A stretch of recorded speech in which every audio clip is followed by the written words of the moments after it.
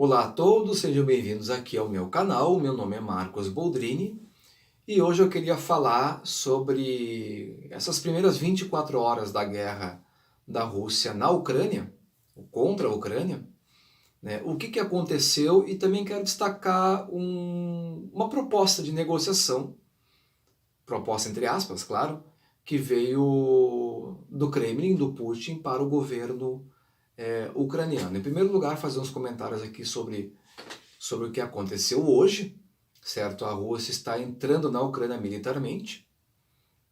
A partir do sul, ela conseguiu tomar uma grande parte do território, um arco em torno do norte da Crimeia, saindo da Crimeia, portanto, e tomou os portos de Mariupol, no Mar de Azov, e o de Odessa, que está mais a oeste na Ucrânia, que é o sul do país, mas mais para o lado oeste. São os principais portos da Ucrânia no Mar Negro. Então, na verdade, a Ucrânia não ficou sem acesso ao Mar Negro, mas os pontos estratégicos estão tomados pelos russos, né? E até houve um caso ali numa ilha chamada Ilha Snake, seria a Ilha da Cobra, né, que fica bem próximo da Romênia, que é a 40 quilômetros da Romênia, que é um país da OTAN. 13 soldados ucranianos foram mortos ali depois que eles resistiram a uma rendição dos russos. Chegou uma frota russa na ilha, exigindo a rendição, e os caras falaram literalmente: vocês vão se... né? E no combate foram mortos pelos russos, então foram 13 mortos ali. Também houve a expansão da ocupação a partir de Donetsk e Luhansk, as repúblicas separatistas, uma expansão que pegou ali a região de Kramatorsk, que é uma cidade grande próxima. No norte, uma expansão a partir exatamente do norte de Kiev, a partir da Bielorrússia e também da Rússia, indo em direção à capital de Kiev para derrubar o governo do Volodymyr Zelensky. E o presidente da Ucrânia, Zelensky, falou que havia até o momento em que ele se pronunciou, 137 mortos de ataques dos russos e em torno de 300 feridos. E na verdade não está sendo uma coisa tão fácil como poderia parecer em princípio, porque estavam havendo também baixas de russos e também alguns deles sendo capturados pelas tropas, né, da Ucrânia. E outro ponto importante é que eles também tomaram a usina de Chernobyl e a cidade de Pripyat, ou Pripyat, não sei exatamente o nome. Então aquela região está sob controle russo, e os funcionários da usina e daquela região que fazem a manutenção e o controle daquela área estão sob domínio dos soldados russos. E qual foi aí a reação dos Estados Unidos, o governo Biden? Aqui eu coloco o link depois das postagens do perfil oficial do Biden no Twitter. Ele anunciou as sanções, que são bastante pesadas. Sanções vão custar muito caro para a Rússia, apesar da Rússia já ter se preparado para isso, já previa sanções vindo do Ocidente, principalmente dos Estados Unidos, né?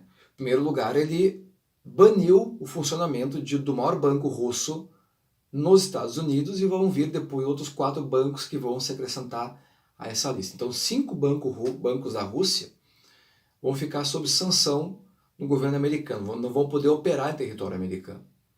E esses bancos todos somam um total de $1 trilhão em bens, né? Não, claro, não estão todos os bens nos Estados Unidos, tem muita coisa na Europa, mas significa que vai ser um prejuízo bilionário para esses bancos a partir da sanção dos Estados Unidos. Outra sanção que surgiu foram restrições financeiras de investimentos de empresas russas nos Estados Unidos e também na Europa. Essas empresas os seus bens somam $1 trilhão e 400 bilhões, ou seja, os bancos russos mais as empresas afetadas pelas sanções têm na soma dos bens quase $2,5 trilhões. Então eu não sei qual vai ser a proporção de prejuízo que a Rússia vai ter em função disso, vários bilhões, eu não sei quanto, mas certamente vai afetar bastante a economia do país, além do que a sanção também atinge a elite russa. Então, membros do governo, os oligarcas, possivelmente também, que são esses multibilionários associados ao Kremlin, né? São como que os padrinhos do governo, né? Financiam os projetos, as obras, todo que é tipo de investimento na Rússia, também fora do país, a partir de contratos já marcados com o governo de Moscou, e também sanções sobre insumos de setores estratégicos da Rússia, que suponho eu que sejam energia, como petróleo e gás, né, e também indústria aeroespacial e militar, e talvez também de minérios. Inclusive hoje as commodities estão subindo de preço por causa disso, por causa da guerra, na verdade. E talvez as sanções tornem ainda mais caras essas commodities.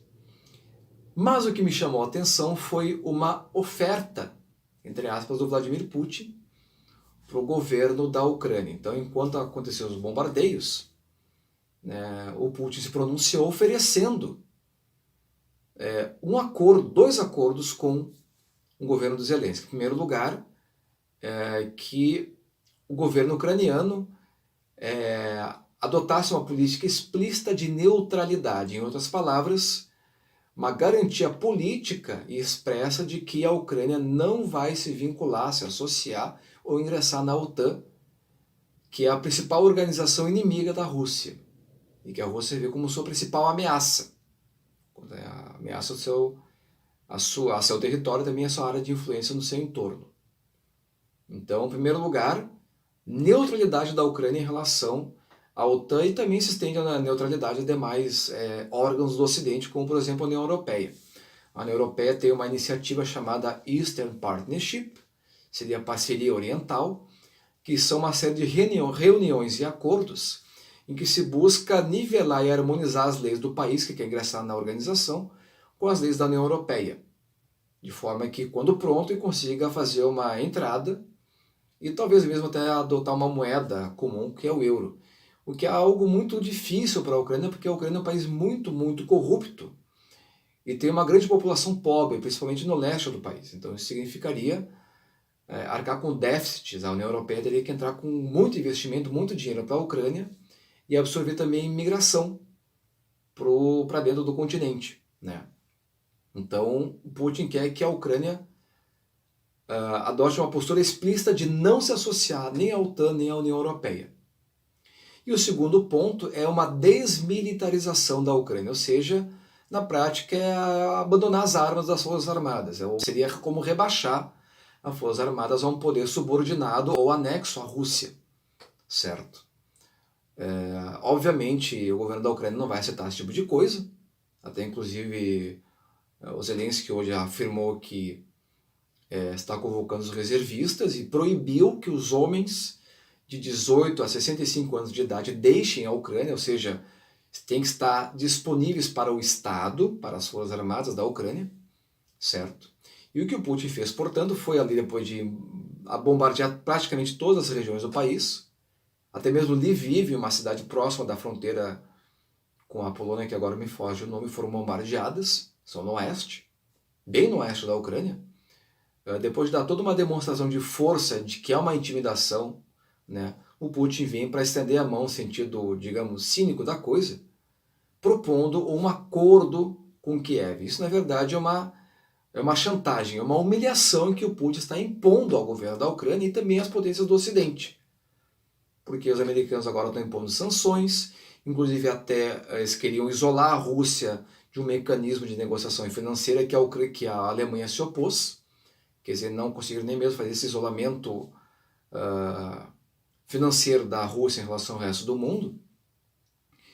E enquanto a Europa e os Estados Unidos não conseguem se acertar, a Rússia vem fazendo bombardeios, ocupando o território e, ao oferecer esse tipo de acordo que é praticamente inaceitável para a Ucrânia, que é nada mais nada menos do que abdicar da sua soberania, ele está chantageando e humilhando Kiev.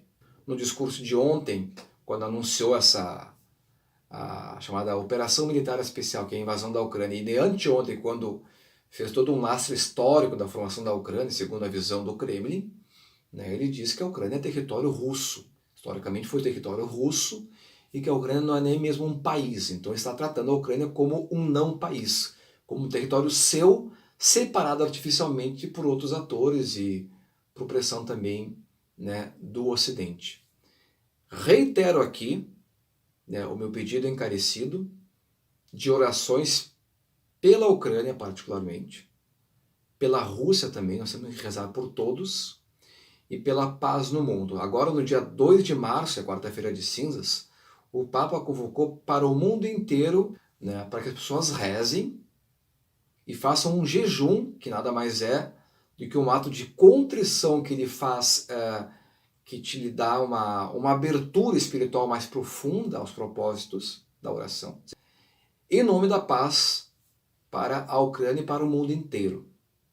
Então fica aí o pedido, né, do Santo Padre, e que Nossa Senhora de Fátima e São Vladimir intercedam para que pare desde já o horror que está acontecendo. Tanto é que na Ucrânia já foram bombardeados também um hospital e alguns condomínios civis, né? Então, os chamados efeitos colaterais, como se diz no eufemismo da guerra, que nada mais é do que assassinato de civis, que não tem nada a ver com a história. Ok? Então, muito obrigado. Deus abençoe a todos.